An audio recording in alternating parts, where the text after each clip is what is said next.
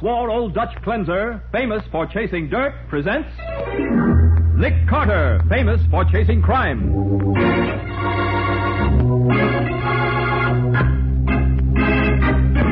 Every week at this time, two great names are joined as new post-war Old Dutch cleanser brings you one of the most resourceful and daring characters in all detective fiction, Nick Carter, Master Detective.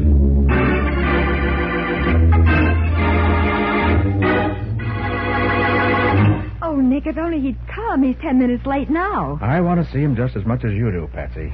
I sure hope he can tell us what we want to know. 12 hours on this case, and we don't even know the victim's name. That's true, Patsy.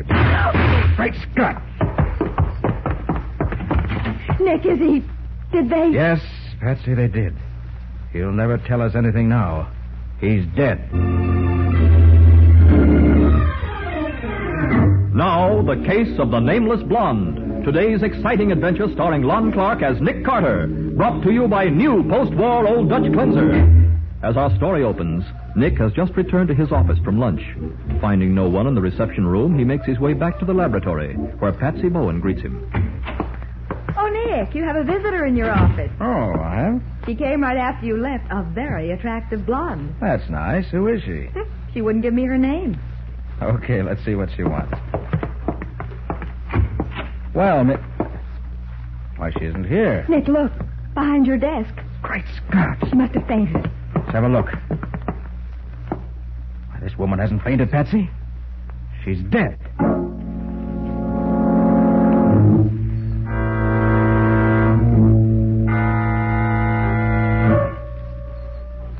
And that's the story on your mysterious blonde, Nick. Medical examiner finished his autopsy about 10 minutes ago. So her death wasn't from natural causes? Not with that much poison in it. Huh. We don't even know who she was. There was nothing on her to identify her. Well, I let the newspaper photographers take her picture. The edition should be on the streets by now. Have you seen them? Patsy's out getting the papers now. Uh-huh. Well, somebody may be able to identify her. I'll let you know if anything develops. I'm back, Nick. Okay, Matty, thanks for calling. Right. Her picture's on the front page of all the papers, Nick. Let me see. What'd the sergeant have to say? Just that our nameless blonde was poisoned. Poison? Yeah, she was fed arsenic 3 hours before she died. But Nick, I thought arsenic resulted in violent death. Why, she looked more as if she'd suffered a heart attack. Well, sometimes it acts this way. What? Then she just came in here and toppled over without uttering a sound? Mm-hmm. That's why you didn't hear her. Oh. Well, I guess I better straighten up this office. The sergeant's men certainly made a mess of your desk. You'd think they'd... Nick? Yeah, what is it? These aren't your keys, are they? Well, let me see. No, I never saw them before. Then they must belong to that woman. She was sitting here before she died, and... Well, look here. Oh, what is it? There's a name printed here on the case the keys are in. Oh? It's almost worn off, but Well, can you make it out, Nick? Just Simon Grenander. Simon Grenander? Yeah. Well, that's an odd name. Is that all it says? Yeah, just the name. Hand me the city directory, will you? Yeah. Thanks. Here. Now, let's see what we can find. There we are. G. Grimley. Grendal. Well, there's no Grenander at all. Oh, then we... Oh, I'll get it. Okay. Nick Carter speaking. Nick, this is Matty again. Yeah? We got a nibble on that picture in the paper. You mean somebody identified her? No, but a cab driver just came into my office. He says he recognizes her as a fare he picked up downtown yesterday. Good. He took her out on Lafayette Road. Lafayette Road? Yeah. That's a pretty swank neighborhood. I'll say. Now, the street number was 1720. 1720. Yeah, I'm on my way out there now. Patsy and I'll meet you there. 20 minutes.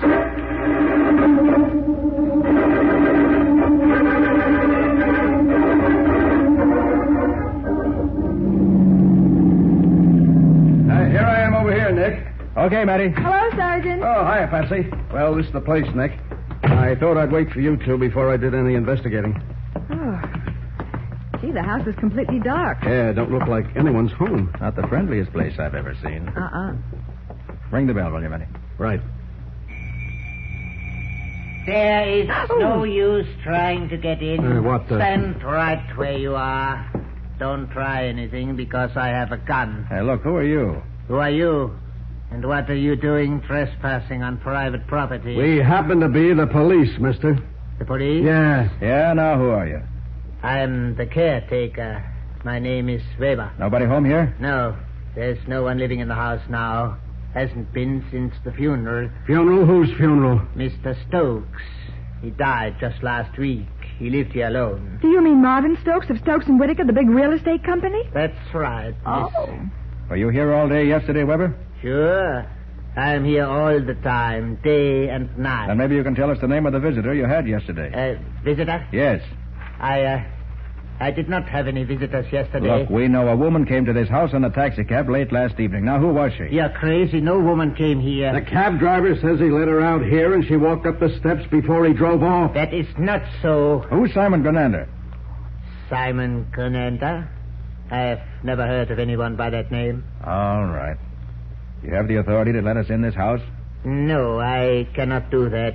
You would have to see Mr. Stokes' partner, Mr. Whitaker. He is the only one who could let you in. Why Mr. Whitaker? Because he is in charge of this property now. Okay. Guess that means we drop in on Mr. Whitaker. Well, you go ahead, Nick. I gotta get back to headquarters. See you later then, Matty. Okay. Come on, Patsy.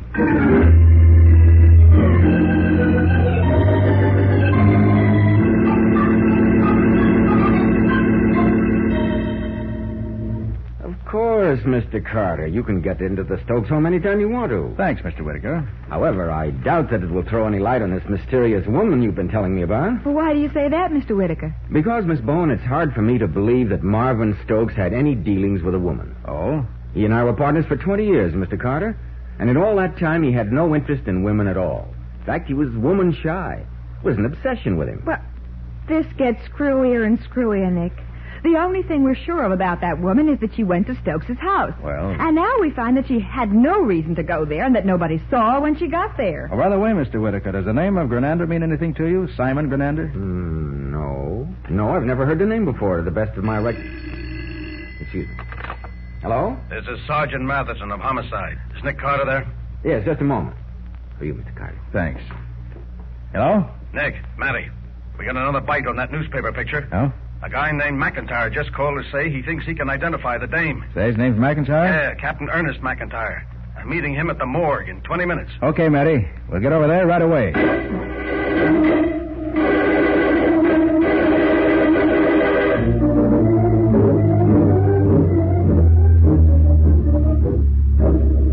Oh, what the devil's keeping that guy? He's 15 minutes late already. Oh, take it easy, Sergeant. He'll be here. Oh. Hey, Matty, you have any idea who this Captain McIntyre is? No, he just said he was a retired sea captain. I asked him if... What's that? Holy smoke, those were shots. They're right outside. Yeah, come on. Right. Now, look, there's a man lying there. He's been shot. Yeah, killer must be in that car that just pulled away, Nick. Yeah, it's the only way he could get out of here so fast. Yeah, well, whoever blasted this guy did a good job. He's dead. Nick, do you think this is Captain McIntyre? Wait till I see whether there's any identification on him. Yep. Hey, what's that, Nick? Billfold. Find anything in it?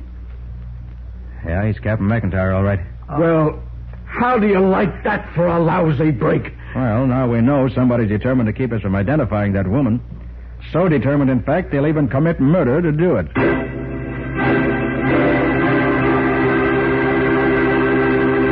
And so, once again, Nick is frustrated in his desire to learn the identity of the nameless blonde. We'll see what happens next in just a minute.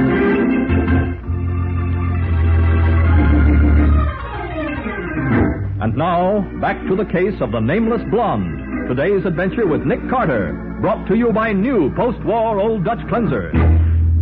As we pick up our story, 2 hours have passed since the death of Captain McIntyre, the man who promised to identify the mysterious woman Nick found murdered in his office. Now in the bright moonlight, Nick, Patsy, and Sergeant Matheson approach a small waterfront shanty. The next shack down the beach should be the one where McIntyre lived. Yeah, but what do you expect to find in the captain's shanty, Nick? Well, there's just a chance, Matty, that McIntyre had something in his possession that'll tell us what he himself would have told us if he'd lived. Like what the dead woman's name was and who poisoned her? Yeah, the key to her death must be her name. Uh-huh. Otherwise, why would somebody be so darned anxious to keep us from learning what it was? Well, that makes sense, but... Uh-oh. That's McIntyre's shack over there. There's somebody in it, Nick. Yes. The lights are on. It looks as though somebody's moving around inside. Come on, we gotta hurry. Yeah. Hey, the lights went out. Better watch it. We'd make swell targets in this moonlight. Hey, get down, Patsy. Hug this hand. Whoever's in that shack spotted us. And doesn't want us to spot him. He's staying in the shadows, Nick. He must have gone around behind the shack. I'm going after him. Now, hold it, Matty. What? I have a feeling those shots were meant to cover a getaway. There's no use trying to catch him now. Yeah, I guess you're right, Nick. Well, aren't we going to take a look in that shack? You bet we are. Watch your step, Patsy. I'm okay. Okay. Careful now. I'm going to open the door. Keep your gun ready, Matty. Don't worry. Oh, it's open. Uh-oh. Gee, it's dark in here. Can you find a light? Maybe there's a switch by the door here. Yeah, here we are. Oh, boy, look at this place. Looks like a cyclone hit it. I expected something like this. Yeah. If we're right in thinking that McIntyre was killed to stop him from telling us who the woman was, then the murderer was pretty sure to have the same idea we had, Nick. Certainly. He'd come here to look for evidence that might help us to identify her. And it was probably the murderer who took that pot shot at us. Could be. Nick, Yeah. there's someone on the porch. Okay, you guys, what's going on here? Take it easy, brother. This thing in my hand ain't no water pistol. Who are you? The police. Police, huh? Yeah. Well, what's the idea of tearing a joint apart? What's that to you? It so happens I bunk here, copper. Thought this was Captain McIntyre's shack. It is. Him and me, we live here together. I was Mac's first mate before he quit shipping out. What's your name? Gunther. Al Gunther. Uh-huh. Well, you better start looking for a new roommate, Gunther. Captain McIntyre's dead. Dead? Of course, you wouldn't know anything about that. No, I wouldn't. Or about the woman he was going to identify when he was murdered. You mean somebody bumped Mac off? That's right. Well, I'll be darned. Well, say, you don't seem exactly broken up about it. What do you want me to do, sister? Bust out and cry? We all gotta die sometime. Well, Gunther, you ever hear of a man named Simon Grenander? Simon Grenade? Why, Well, it looks like he has, Nick. no, I ain't. It don't mean nothing to me. What do you do for a living now, Gunther? Me? Who else? I'm working on a private yacht. It's owned by a guy named Whitaker. Whitaker. Yeah. What's wrong with that? Not a thing. Good. Anybody got any objections if I fill my pipe? Not at all. Go right ahead. Thank you. Very expensive humidor you keep your tobacco in. It ain't mine. It's Mac's. May I see it a minute, Gunther? I can't stop you, can I? Well, now. What is it, Nick? There's a very interesting inscription on the lid of this humidor. Yeah, what's it say, Nick? June 1938. To Captain Ernest McIntyre with deepest gratitude. From Marvin Stokes.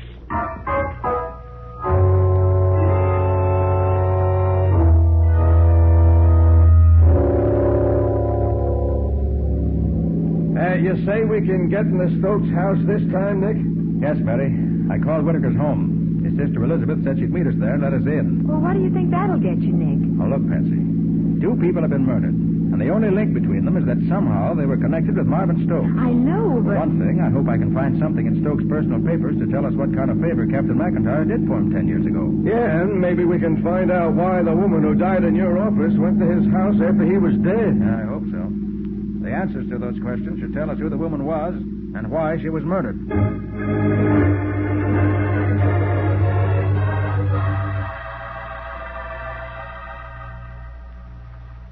Do you find anything of interest in Mr. Stokes' correspondence, Mr. Carter? No, not yet, Miss Whitaker.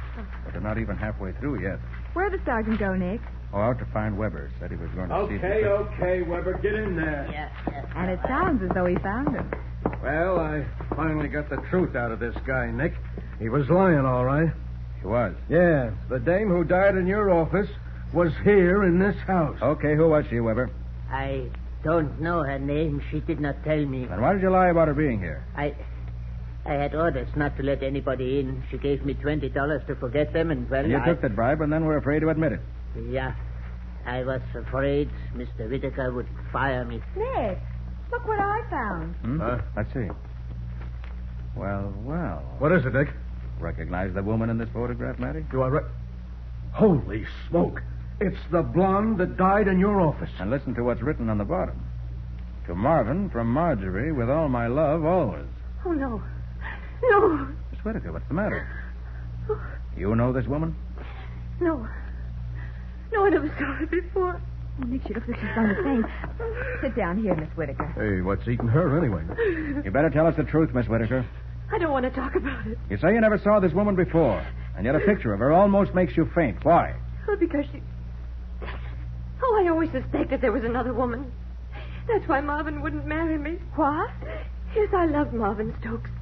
I loved him for years, but there was something standing between us. Now I know it was Marjorie. And it also gives you a pretty good motive for poisoning her, Miss Whittaker. Poisoning her. Yeah. Well, that's absurd. I never laid eyes on her. Well, how could there be a woman in Stokes' life that neither you nor your brother knew anything about? But there's only one answer to that, Mr. Carter. He must have met her the year he spent abroad. Abroad? What year was that? He went to Europe in the summer of 1938. Oh, now, this is beginning to add up. Hey, Patsy, give me the Stokes papers for 1938. Uh-huh. 47, 44, 40. Yep. 1938. Thanks. Here they are, Nick. Now, let's see. March, April, May, June. Hey, what's this? What did you find, Nick? Cablegram sent to Stokes. Signed by Alphonse de Grasse, manager of the Hotel Louis Cotte. That's the hotel where Marvin always stayed when he was in Paris. What's it say, Nick? Congratulations. Reservations changed as requested. And it's addressed to Stokes on the SS Simon Grenander. Simon Grenander? Hey, Nick, that's the name that's on the dead woman's key case. Well, I'll be darned. It's not a man at all. It's a ship. Oh, brother, now this case is more balled up than ever. Not at all, Matty, not at all. What? I'd say it's beginning to clear up quite nicely.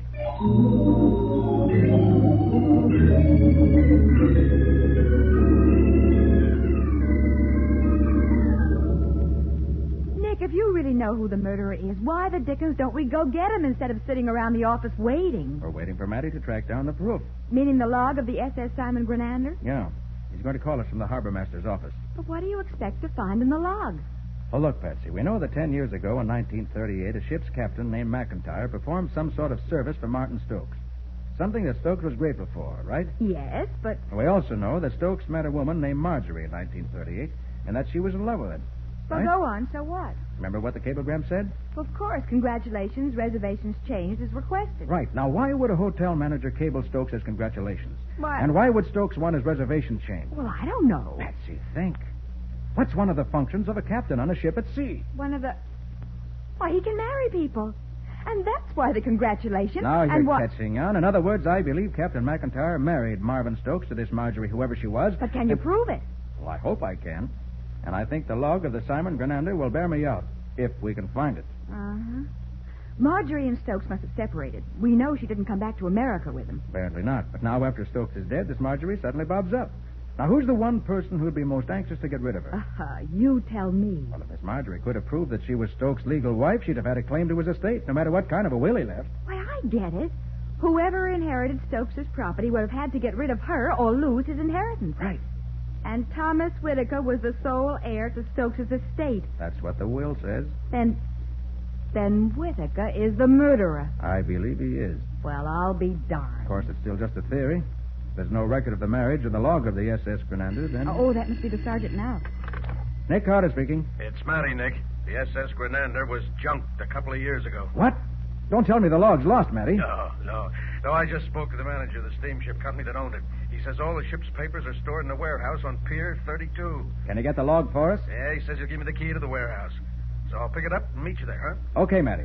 Pier 32. Right. 15 minutes.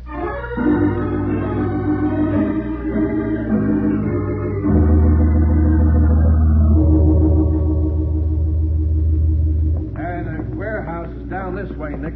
Boy, is this some fog that's rolling in. I can't see a darn thing. Hold on to my arm, Patsy. Hey, you're pretty sure Whittaker's our man, huh, Nick? All adds up that way, Matty. Yeah. Of course, I can't swear to it, but I'd certainly... Back against the wall, quick. Can you see anyone, Nick? No. Fog's too heavy. You got your gun, Matty? Yeah, I got it all right. What am I going to do with it? When you can't see what you're going to... Listen, someone's running toward the end of the dock. Yeah. I can see a shadow. Stop, or I'll shoot. Okay, if that's what you want. Matty, I think you dropped him. Yeah, come on. Do you think it's Whittaker, Nick? My theory's right, it should be. He came down here after the log, too. It was the last piece of evidence he had to dispose of. All right. Here he is. You dead, Matty? Oh, blast it, yes. I didn't want to kill him. Oh, drat this fog. Nick, look.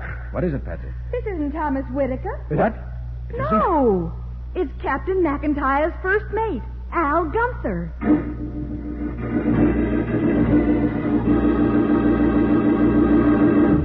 Bewildered, Nick, Patsy, and Matty stare down at the body on the dock. Does this mean that Nick's deductions were wrong? That it was Gunther and not Thomas Whitaker who committed the murders? We'll bring you the conclusion of this adventure in just a minute.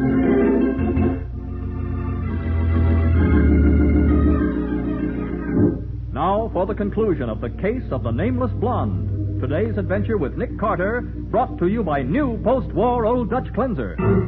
Standing in the ghostly glow of a small electric lantern on a fog-shrouded dock, Nick, Patsy, and Matty stare down at the man who has just died, surprised to learn that it is not, as Nick had predicted, Thomas Whitaker. Nick, this means Whitaker wasn't the killer. It must have been this man, Gunther. Patsy's right, Nick. Looks like your big theory kind of blew up in your face, didn't Maybe, Matty. And then again, maybe not. What? Take a look at Gunther's body. He was shot once, in the head. So what?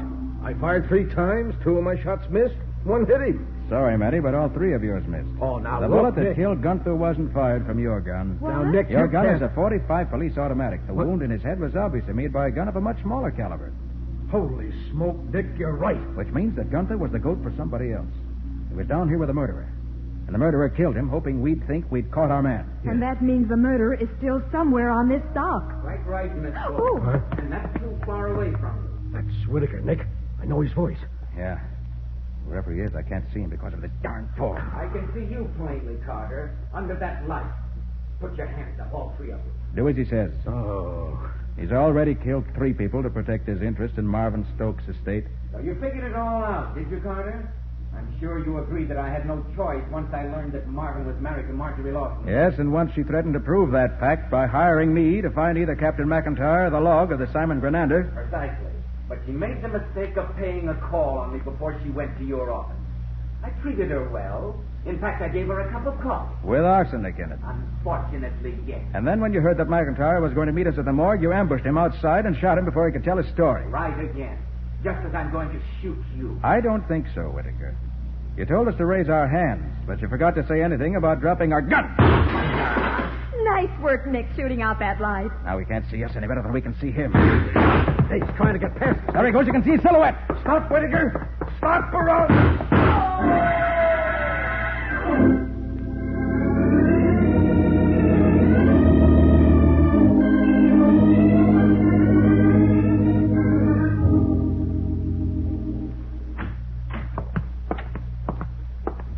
Nick, what took you so long? Oh, I had to stay at the hospital while Whitaker made a statement. Oh, what'd he say?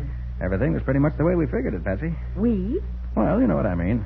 Marjorie Lawson, or Marjorie Stokes, I should say, arrived from London last week. Uh-huh. She'd been living there ever since she left her husband. Well, why did she leave him? Well, from what Whitaker said, they came from different social levels. Stokes was wealthy, and she was a shop girl. Oh. Apparently, after the honeymoon was over, he was ashamed of her. Well, that's a fine thing. Yeah, that's why they broke up only a few months after they were married. And that must be why Stokes never mentioned the marriage. Yeah, I suppose so. And the only proof Marjorie had of their marriage was in that ship's log. No marriage certificate? No. Whitaker says she told him all her papers were destroyed in the London Blitz during the war. Oh, what a break. Yeah, wasn't it? She was probably looking for some kind of proof in Stokes' papers the night she bribed Weber to let her in. Uh-huh. But she didn't find it. So she came to see me. It all makes sense, Nick. That is, except for Gunther. Where did he fit in the picture? Why, you put him in the picture, Patsy. I did? Uh-huh. By your reaction when he said he worked for Whitaker. But... It made him curious. He went straight to Whitaker tonight to find out what it was all about. Uh-huh. And Whitaker persuaded him to help him find the logbook. So it seems. But how about Whitaker, Nick? Was he badly hurt? No, Matty's bullet got him in the right leg. I think he'll be up and around in time to go on the last walk he'll ever take.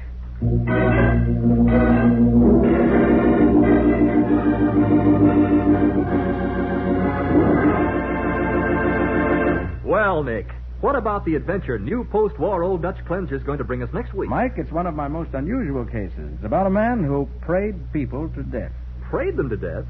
And did they really die? Oh, I'll say they did. And before it was all over, Mike, this man started praying for Nick to die. Well, I guess a lot of criminals have felt the same way about Nick. What do you call the story, Nick? I call it A case of the salesman of death.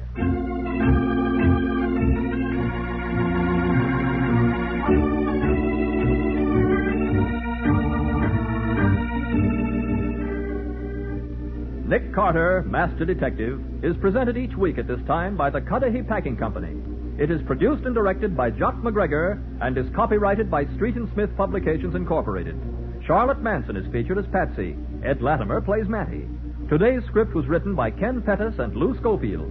Original music is played by Henry Silburn. This program is fictional, and any resemblance to actual persons, living or dead, is purely coincidental. Every 10 minutes, somebody dies of tuberculosis. Yet tuberculosis is curable and can be wiped out. And the sooner it's caught, the quicker and easier the cure.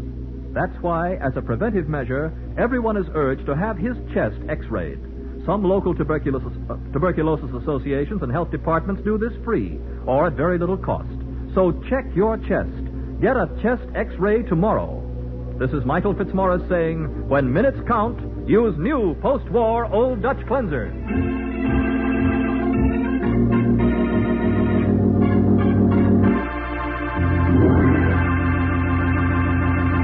This is the Mutual Broadcasting System.